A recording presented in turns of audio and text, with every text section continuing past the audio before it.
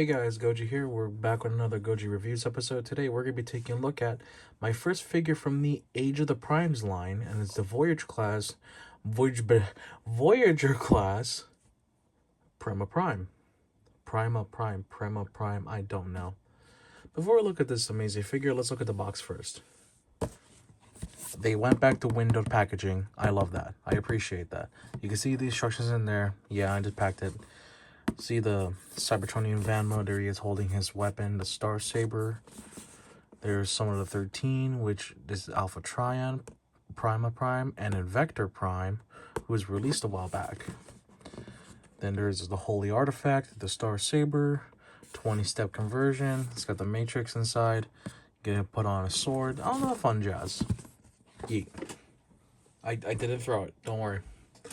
All right. So without further ado, we got the figure right here, and we move closer.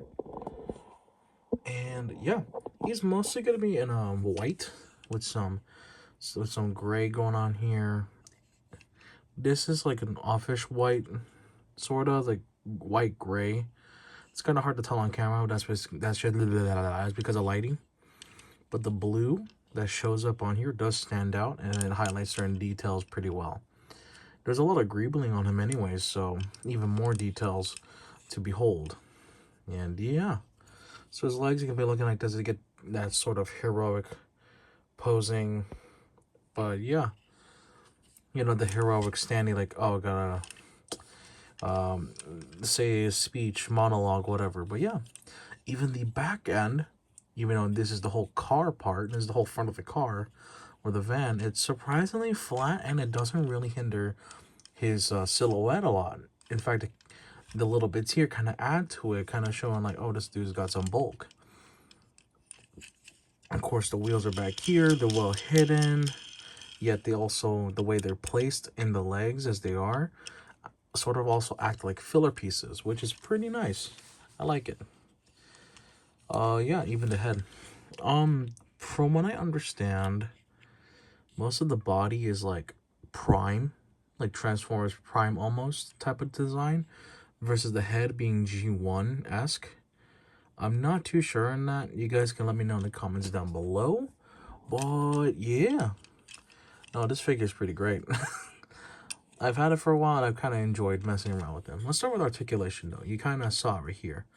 Head can look all the way up like that. Well, not all the way up, but a good chunk amount of up. So you can do any sort of like flying poses, look all heroic. Can look down a tiny bit. That's the neutral position. You can have them look down a tiny bit. Because it's a ball joint, you can do some slight head tiltage. You can take advantage of the neck joint the way it's designed. Of course, 360. The arms can go full 360. You can make the arms go out, and the shoulder pad moves along right with it, like so. You can do, without getting that in the way, you can do bicep rotation. And then you could do elbow bend over 90. You've got, because of transformation, a little bit of a wrist hinge, but the wrists are on ball joints, so of course you can also rotate them. You probably noticed the pin in the hand, meaning, ta-da! Yeah, for a Voyager, this dude has opening fingers. You can move the hip skirts this way. They're attached in what feels like a weird spot at first, but you get used to it after a while. While we're here, you can also do that. We swivel. Legs kick forward that far. Kick back about that far, because the backpack does get in the way in that a little bit. Let's move the arm out. You can make the legs go out all the way like that. They can rotate on a thigh swivel. You can make them bend at the knee over 90.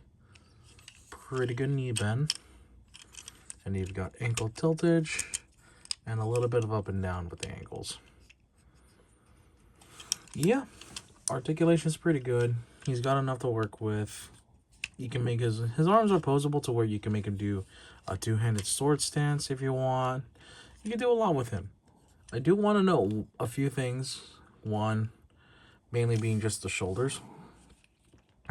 They look a little odd, but the shoulder pads are pretty independent from the figure. So you can leave them down like this as per the box. Yeah, the box tends to have them down, like so. Yeah, they're pretty much down. Something that I personally like to do, and something that I might have for display, is I might flare the shoulder pads out, like that. See what you mean? The silhouette looks a lot more grand, and then you can just adjust everything as need be. There you go. And yeah, I'll put these down for now, just for the sake of accuracy. And let's talk about accessories. So one thing I'm going to do first is going to show off the sword. The sword, when you get the figure, is going to come in 2 pieces like that. You can put the blade in either orientation, however you want it. I would like the Matrix to be sitting on the outside because I believe he's a right-handed user. So just plug it in like so. And there you go. And you can, before we show the main thing with the sword, which is it's going to be involving the back, we should do a little something about his chest. You saw in the box, and you notice something's missing from here. We need to get that out. You can see inside, there's the Matrix of Leadership, painted in silver with the center being white and blue. There you go. So it sits in his chest.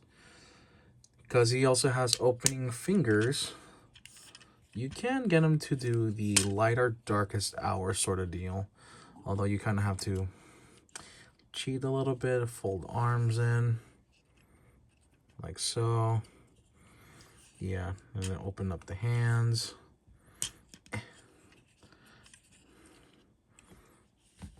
Where's the Matrix? There it is.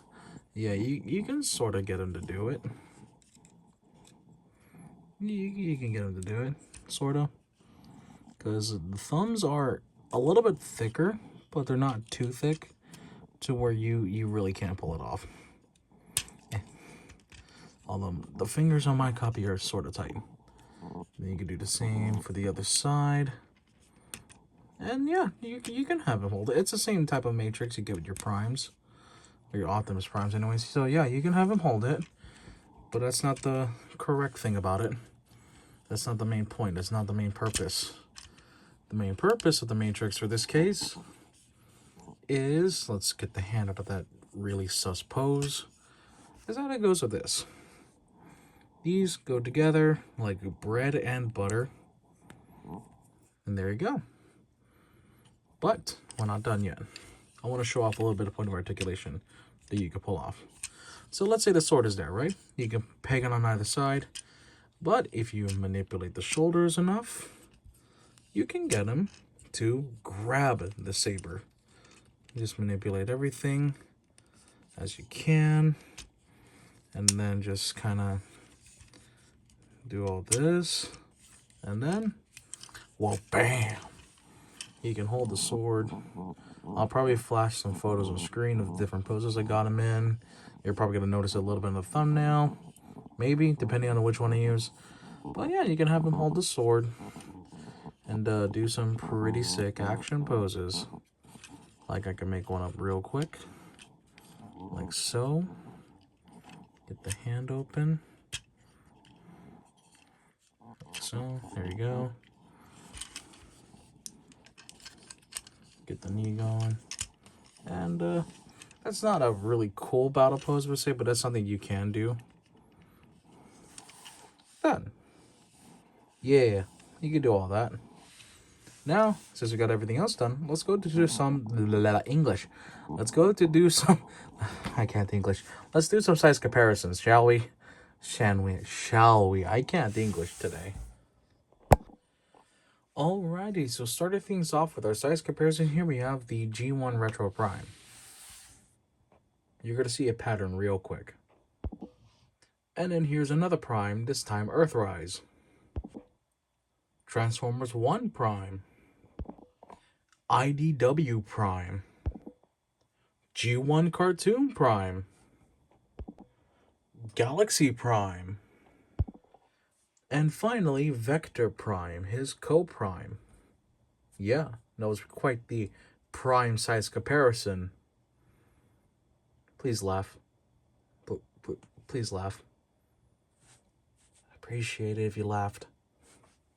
All right, now let's get the transformation for this guy. Oh, I will say before we do get the transformation, I'm just gonna put the matrix back in here. I've been told that putting the matrix in there makes certain features later on a bit easier to work with. So we're just gonna do that real quick. Boom. Done. All right, we'll move the saber to the side. Now we can get the transformation.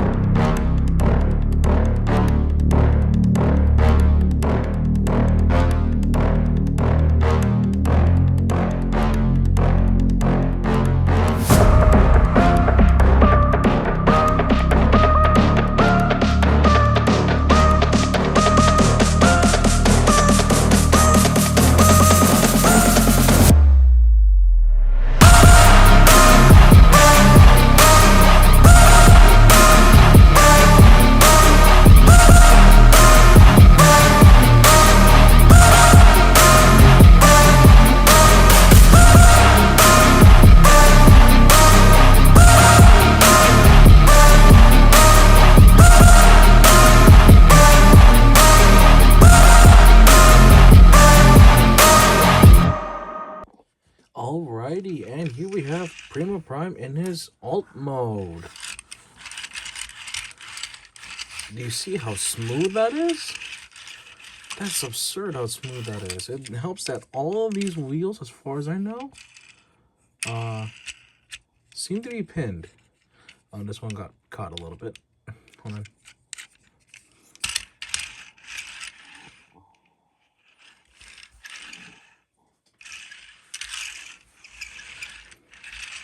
Yeah, I'm just rolling it right now. This is so fun to do when the wheels are like either pinned or they have like really buttery smooth like locks or whatnot. But yeah, Cybertronian truck van thing. I don't know. I don't know what to say about it. There's the whole silver striping going on all the way here, coming from this part, the grill, Cybertronian headlights, the window. This thing, and it's solid too. Like, it feels kind of dense. Like, it feels pretty dense. And that's a good thing you want with a vehicle mode. You don't want it to feel brittle and fragile. So, yeah. Now, let's discuss weapon storage while we're here. Mine is the visible head syndrome. Now, if you were to store the handle in the spot around here with the matrix on, the matrix would have dragged and ruined the paint. So, that's why it was recommended earlier. Just put it in the chest and forget about it. You can, however, take apart the sword. You can just plug it in here, like so. Don't be like me. It's a snug fit. There you go.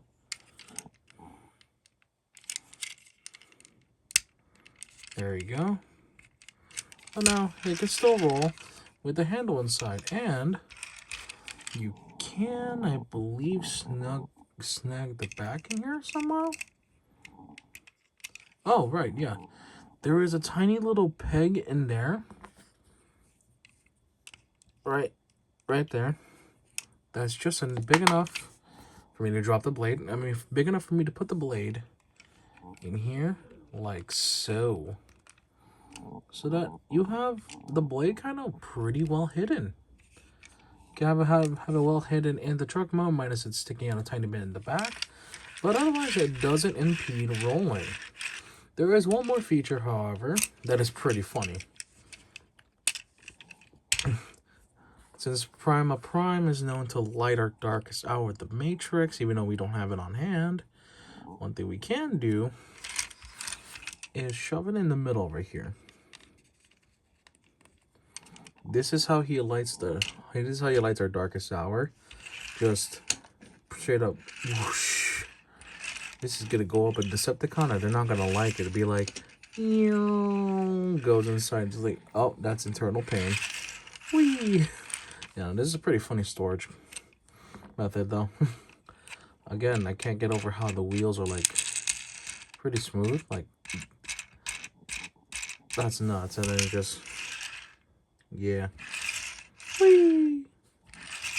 Whee! Yeah, alright.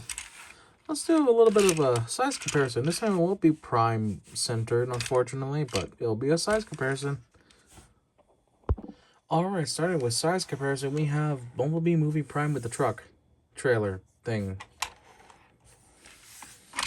Yeah, they scale pretty well. Next up here is a Target Prime, just to show how big the trailer is. Nest Bumblebee, Dark of the Moon Shockwave, and to end things off, my previous review, Cyberverse Slipstream. Now, one more little feature I forgot to show off because it's kind of negligible is that you can mess with the wheels a little bit. You can sort of readjust the hinge here, have the wheel set down, do like that as well for this side, and then you can sort of do it for here, I believe. I believe you should be able to anyways. There you go. Like so. Like so, and then you can sort of do the Siege Prime floating hovercraft thing. It doesn't work that well. It's just gonna, you know, yeah, you could do that. Anyways, let's get to the ending of the video because there's nothing really major feature left to show anyway. So yeah. Alright everyone, and that is going to be it for today's review on the Age of the Primes, one of the 13. I forgot to mention that at the beginning, but it's one of the 13. One of the 13 Primes. It is Prima Prime himself. I believe he is the first one. I don't know. Just fact check me in the comments below, please. But yeah, overall, my first Age of the Primes figure, and I was definitely impressed. I can tell there's like a good amount of quality into the build right here, and I love how you can make everything work, even the saber, despite the weird design. I say weird design because of the whole thing in the middle. But yeah, no, everything about this figure, I love it. How do I articulate more than just saying I love it? Let me just pull it off of the thing real quick. Something I do want to point out is that this bit right here, basically, let me just do this.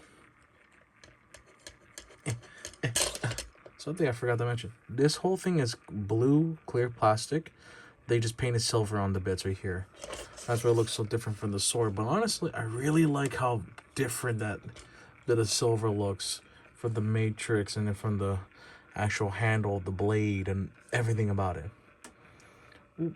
I think one big thing I would have liked, not a complaint, but just like a little nitpick, is there's light piping to make the eyes kind of stand out more, but I get why they didn't do that, or not really get, but like I could kind of see why. But yeah, also there's the shoulder pauldrons being flared out like I mentioned earlier. But yeah, that's gonna be it for today's review. I'm kind of stuttering and stammering in my words here. God help me. God help me for everything I do in the future. But yeah, hope you guys enjoyed. Thank you guys so much for watching. Like, comment, subscribe. YouTuber jargon that I save to the end so that I don't blast you guys with it at the beginning and annoy everyone. But yeah, I recommend this figure if you get your hands on it, because he was pretty hard to find. I got him luckily at my local GameStop. And yeah, that's all I got for today's review. This has been Goji Reviews. Thank you guys so much for watching, and I'll see you guys in the next video or next stream whenever I decide to do one. There we go. Alrighty, boy. Y'all, take care and goodbye.